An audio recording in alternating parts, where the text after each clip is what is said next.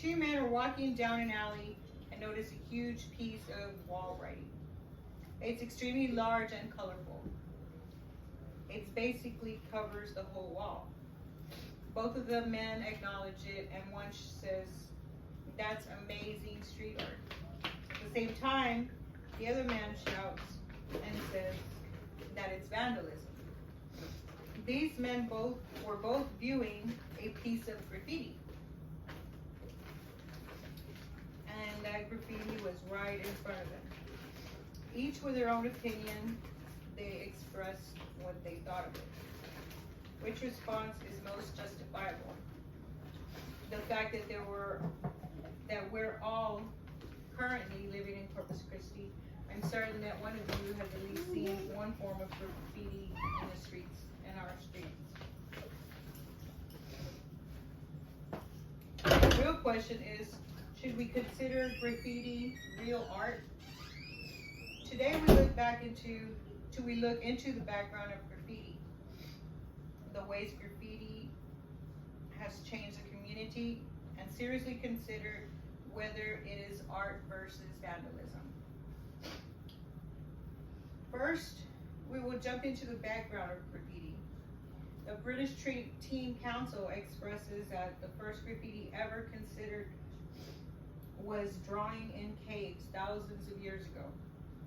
It was then used by the ancient Romans and Greeks to protest their voices through poems on the buildings. Although the graffiti we see today was more coming up in the late 1960s, while in the 70s, art galleries began paying individuals to express their art for them. By 1980, when hip hop began, it started to become more popular, and so did the form for this art. The colors became more vibrant, as well as the complex designs of graffiti. Paint Your First Graffiti notes that Mr. Lee Quinones and Lady Pink also began to push the boundaries and began to put their art where people would wonder, how did it get there? Now that we have heard about the history of graffiti, we will see how far the impact this form of art has had among everyone. Here are some of the changes graffiti has done on the community. The perception of graffiti has really shifted to everyone.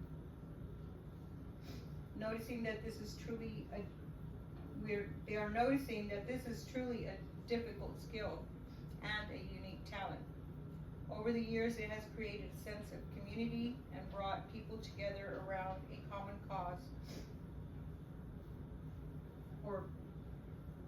Our business owners have also begun to reach out to these artists to find someone to display their masterpiece of their building. There are many sites online where you can find one for hire, such as Museum for Graffiti. They express that they can do large-scale projects and also display many artworks that they have done for big corporations, such as Spotify, Off-White, and HBO Max. According to the Benchmark Management, this artwork has expanded and converted to become a digital graffiti. They will be hosting their 17th annual Digital Graffiti Fest this month in Alys Beach, Florida. They put out large canvases for the artists to explore themselves. As we have gone through the history of graffiti, along with the impact it has had on community, we will now come back to the million-dollar question. Finally, we will decide if graffiti is art or vandalism. Graffiti has been a controversial issue for many years. It's no doubt that some graffiti can be crude and offensive. Graffiti has the power to convey powerful messages and to transform dull or unattractive spaces into something unique and bold and even provoking. It can be used to express social protests, according to the BBC. In 2020, Morals expressed a memorial for the pain the streets were feeling about the killing of George Floyd. Many people did not view it as art because it seemed like vandalism, but more than likely, many passionate graffiti artists seek permission before they go on tagging their art. In so many cases, it is not legal. Today we have discussed the background of graffiti, the ways if it's vandalism or an art. Just like we have seen in our own city, it is considered art, not vandalism. I truly believe graffiti is a creative form of art to express the artist's mindset at that moment, or something that they would like to convey, a message to share to the community.